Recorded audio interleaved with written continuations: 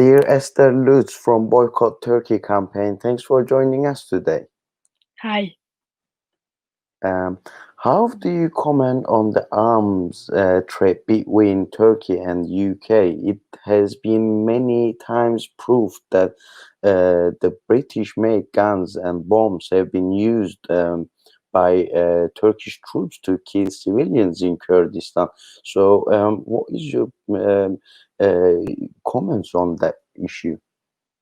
Yeah, so obviously the British government sees the Turkish state as a pretty key NATO ally and has really, really strong arms trade with them. There are billions of dollars of export licenses coming from the UK each year to arm the Turkish state. And I think what we need to see really clearly is the link between money being made by British companies and the British state, and the war in Rojava and the suppression of Kurdish resistance within Turkey, and that those resistances are being suppressed directly by British arms. And I think that means, as people living in Britain, we have a responsibility to intervene in various ways, whether that is by blockading arms factories, as we've seen people do, or lobbying and putting pressure on in other ways. But we have to find a way of intervening and seeing the British complicity in the wars in and around Turkey. Do you think UK is looking for a new markets and trade partners after the Brexit?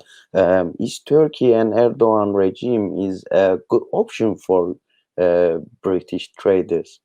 Yeah, I think that's definitely true, and especially so Turkey's already quite a big trade partner with the UK. They already, in 2018, there were about 11 billion of export licenses going out to Turkey. They're also big import partners, and I think that's obviously going to increase as we leave Brexit, as we leave the EU in just a few days' time, when we're going to lose access or lose such straightforward access to big European markets, which currently make up so much of Britain's trading partners.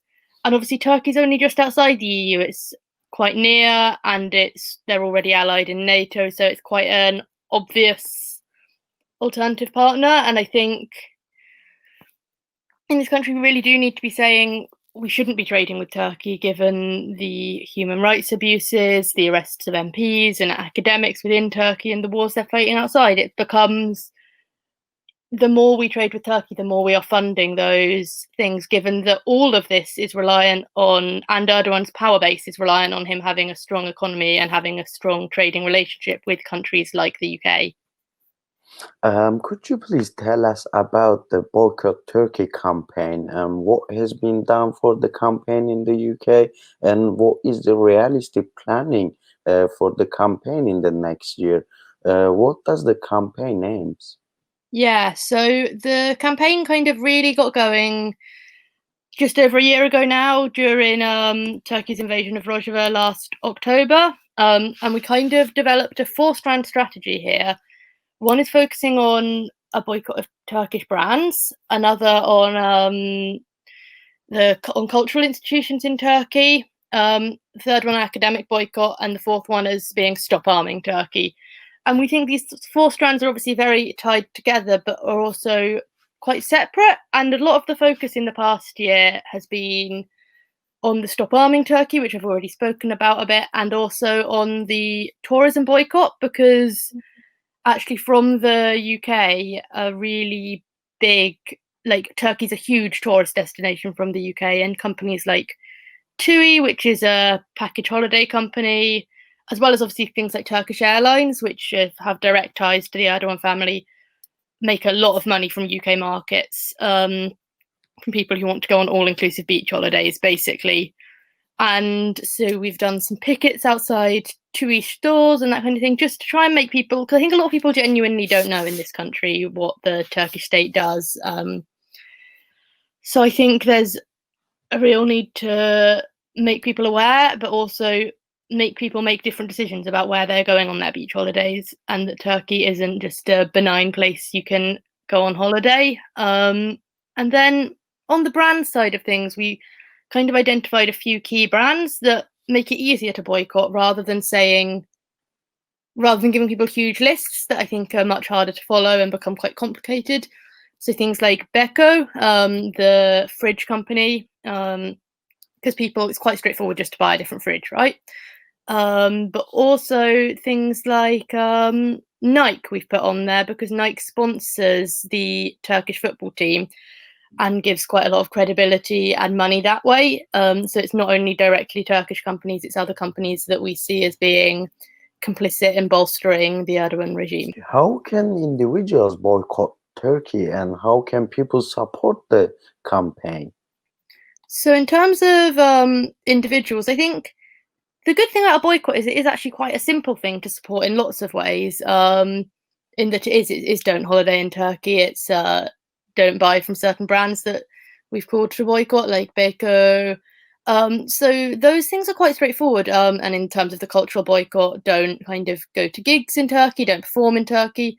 So in some ways, it's quite easy to take individual actions. But also, if it's possible to get more involved in that, you can look on our Twitter and our website, and we do have periodic actions and call outs for more specific things. It's really helpful to kind of tweet about it, be on Facebook about it, raising awareness, because I think that's how we build this boycott, is by getting more people knowing about it and then more people taking action. Many Kurds traveling from Europe to Turkey every year, and large number of Kurdish investors have houses, and many Kurds are doing businesses in relation with Turkish regime.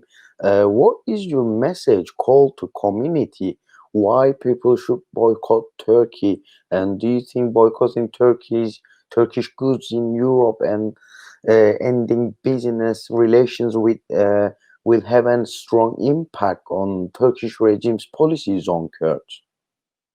Yeah, I think it's obviously more complex. Often for a lot of Kurds who have really long-standing links with Turkey, and especially if they're from Baku, say. But I think there is a real need to, especially anything which has direct ties with the regime, because as you start to economically hit Turkey, what you'll see is as the lira crashes, Erdogan is losing power, and we've seen that as the lira has been crashing anyway, and the boycott can really put that pressure on. And I think if we can build a kind of global movement with global criticism and global momentum behind it around boycotting Turkey, then you will start to see changes. And we know this historically. Say with the UK and the boycott of South African goods during the apartheid era was really successful, and it became a real mass movement that did contribute eventually to the fall of apartheid. And I think we're seeing the same now with the boycott, divestment and sanctions campaign against Israel that has really built momentum, and I think built an understanding around what Israel does. And I think you can see the same could happen with Turkey. Kurdish woman politician Leyla Güven has been sentenced and taken from her home illegally to prison last night. What is your comments about that? Because as you know, the Erdogan regime is showing a signs of a war against women, especially the Kurdish women politicians. So what is your call? What is your support? What is your message about that? Yeah, no, I think that's absolutely right. And I think that's part of the reason why it's so important to boycott Turkey, is that it's not just about all of the atrocities that the Erdogan regime's committing. It's also about what they're trying to suppress. And what they're trying to suppress is a women's revolution. And I think Leyla Güven is a really clear example of this. And she's one of many thousands of women who have been attacked and suppressed and killed by the regime. And I think it is that killing of an alternative and of an alternative promise that is so powerful. And I think that's why so many people here are beginning to kind of get behind it, because it's not just about the negatives and the atrocities. It's about the alternative possibility that could be built if we are able to resist the Erdogan regime. Yeah. Thank you. Dear Esther Lutz from Boycott Turkey Campaign, thank you for joining us today. Thank you for your comments. No, thank you. Thanks.